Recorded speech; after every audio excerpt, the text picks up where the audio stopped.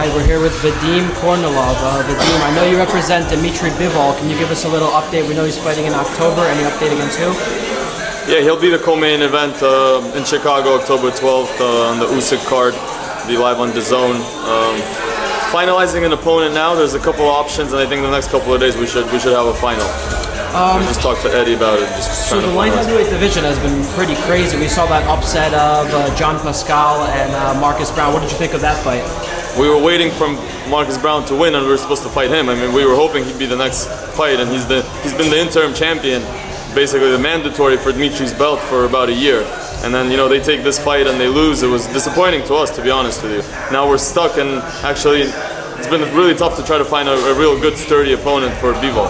Now the craziest news, I think it was earlier today, I'm sure you know, Sergey Kovalev has signed to fight Canelo. What do you think about that? There's a new super big dog at 175 now in Canelo Alvarez. What do you think of that fight, and who wins? He won't stay at 175. He won't. I doubt he'll fight the other guys. You know, Kovalev, still a big test for him, in my opinion. If Sergey trains 100% for this fight, this is not going to be an easy fight, in my opinion. The fight that main events wanted to do and everybody wanted to see in Atlantic City would have been great too is Dmitry Bivol and Sergey Kovalev. In Sergey's last couple performances, do you see him slipping a little bit? It seems like he was hurt almost out in that yard fight until he got the knockout. Listen, he's using a lot of his character to win these fights. We understand how many fights he's had in the amateurs and the pros. He's an older guy.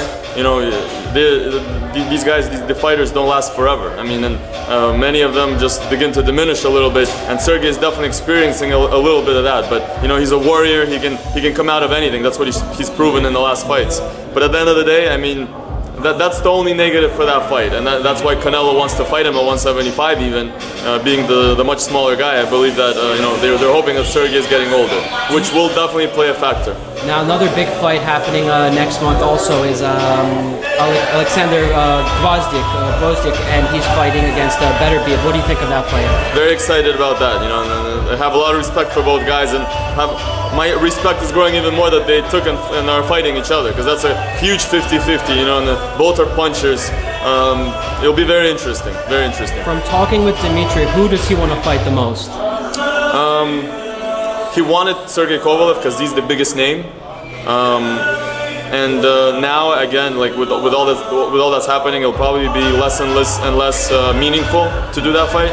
But with the way things are going and the way things are playing out, in the next year or two, there's probably going to be Bivol fighting somebody for all the belts. That's what it's kind of going towards, because we'll have a Beterbiev Gvozdyk winner, you know, we'll have a Kovalev Canelo winner, and then, you know, probably somebody's going to fight somebody, and then there will be a fight for a unified champion, you know, for undisputed championship. Did you talk to him about potentially fighting Canelo yet? That's such a super fight for anybody. I mean, we were trying to get that fight. We were interested now, but Bivol's just not the right type of opponent to go to 175 and fight. You know, it's a big risk for him, in my opinion. Do you think Canelo's biting off more than he can chew at 175?